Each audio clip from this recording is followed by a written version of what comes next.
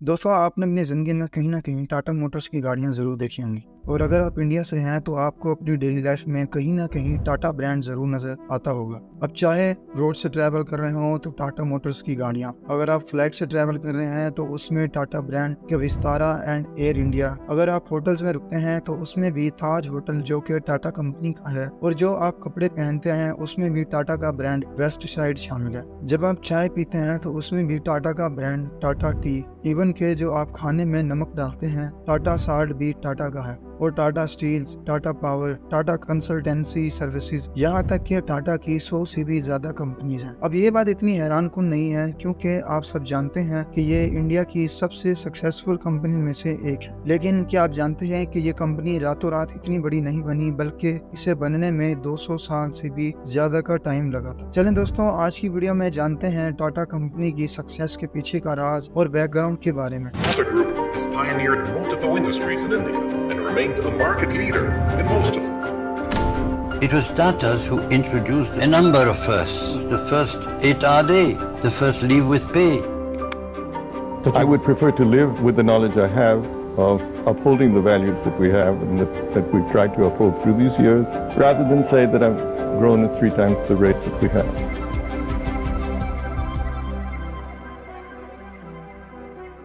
दोस्तों, रतन टाटा आखिर इस इंडस्ट्री में आए कब थे? और 1991 से पहले भी वो इस इंडस्ट्री में काम कर रहे थे, लेकिन उन्हें 1991 में ही चेयरमैन क्यों बनाया गया? और हमें ये सब जानने के लिए थोड़ा हिस्ट्री में पीछे जाना होगा। दोस्तों, टाटा कंपनी की बुनियाद असल में 1868 में प्राइवेट ट्रेडिंग फर्म पर रखी गई थी, जिसे बनाया था नुसरवान टाटा जी ने। अपने बेटे जमशेद जी टाटा को अच्छी तालीम के लिए लंदन भेजा और उसके बाद बिजनेस एक्सपेंड करने के लिए 1850 में हांगकांग भेज दिया। जमशेद जी टाटा ने वहाँ जाकर अपनी कामयाबी हासिल की और 65 साल की अपनी जिंदगी में जमशेद जी टाटा ने 3 अलग अलग कॉन्टिनेंट्स पर काम किया और इंडिया में कई कंपनीज बनाई, जैसे टाटा स्टील्स, और इंडिया का ताज होटल भी उन्होंने ही बनवाया था। और 1904 में इनकी डेथ हो जाती है और उन्होंने अपनी कंपनी के एम्प्लॉइज के लिए उस टाइम पर बहुत सी फैसिलिटीज दी थी जो उस टाइम कोई भी कंपनी नहीं देती थी। जैसे लेबर के लिए रिटायर होने के बाद उन्हें पेंशन दी जाती थी और उसके साथ साथ किसी भी हालत में जख्मी होने वाले आदमी पर दवाई, हॉस्पिटल का खर्चा भी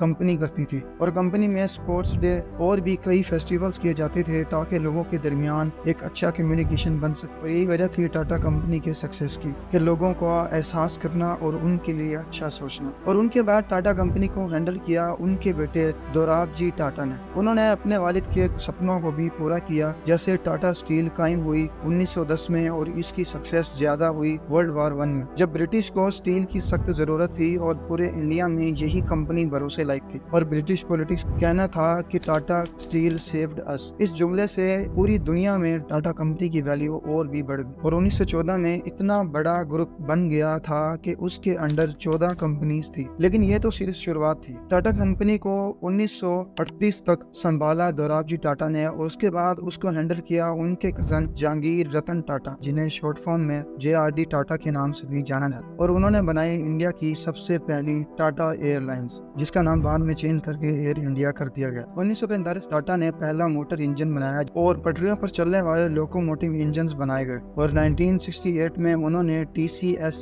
यानी टाटा कंसल्टेंसी सर्विसेज बनाई और JRD 52 साल तक टाटा के चेयरमैन रहे और उस टाइम टाटा के अंडर 95 से भी ज्यादा कंपनीज थी। अब JRD ने टाटा सन्स की ओनरशिप को खत्म करना शुरू कर दिया और फिर टाटा को दूसरे लोगों के थ्रू हैंडल किया जाने लगा। लेकिन उसकी वजह से टाटा को बहुत नुकसान हुआ अपनी और उनकी एक कंपनी नेल्को, जो कि रेडियोस बनाती थी, और उसकी मार्केट शेयर वैल्यू सिर्फ 2% पे आ गई थी, जो कि पहले 20% हुआ करती थी। और फिर एंट्री होती है जमशेद जी टाटा के पोते की, जिन्हें बुलाया गया नेल्को को वापस से ट्रैक पर लाने के लिए, और ये इंसान थे रतन टाटा। लेकिन उन्होंने आते ही रेडियो की मैन्युफैक्चरिंग को बंद कर दिया और कहा कि कुछ नए टेक्नोलॉजीज पर वर्क स्टार्ट करते हैं, जैसे सैटेलाइट्स वगैरह बनाना। और 1975 में दोबारा से नेल्को का मार्केट शेयर वैल्यू 20% पर आ गया और उस टाइम पर एक इमरजेंसी लागू कर दी गई मुल्क में, जिसकी वजह से नेल्को पर बहुत बुरा असर पड़ा और उसे आखिर बंद करना। और ऐसे ही कॉटन मिल, जिसे जमशेद जी टाटा ने बनाया बनाया था उसे भी रिवाइव करने का कहा गया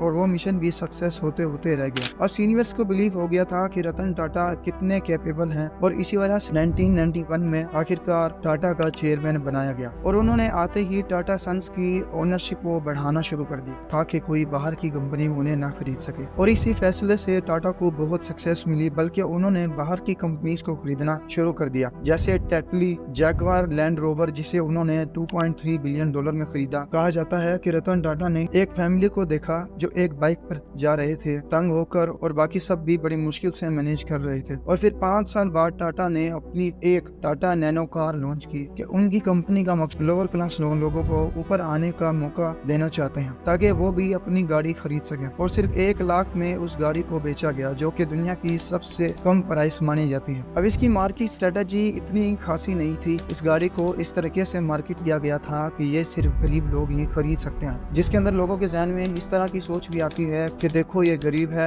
और इसने कम प्राइस में आकर ये कार ली है, जिसकी वजह से एक अलग तरह की इंसानों में सोच पैदा होती है। लेकिन रतन टाटा का ब्रांडिंग पर कोई ध्यान नहीं था, वो सिर्फ लोगों की मदद करना चाहते थे। लेकिन अनफॉर्चुनेटली अफसोस से कहना पड़ रहा है रतन टाटा जी की 9 अक्टूबर 2024 को एज रिलेटेड इश्यूज और ब्लड प्रेशर की वजह से डेथ हो गई है। Now, Ratan Tata, one of India's biggest internationally recognized business leaders, has died at the age of 86. He was the chairman and CEO of the Indian conglomerate Tata Group, whose annual revenues exceed $100 billion.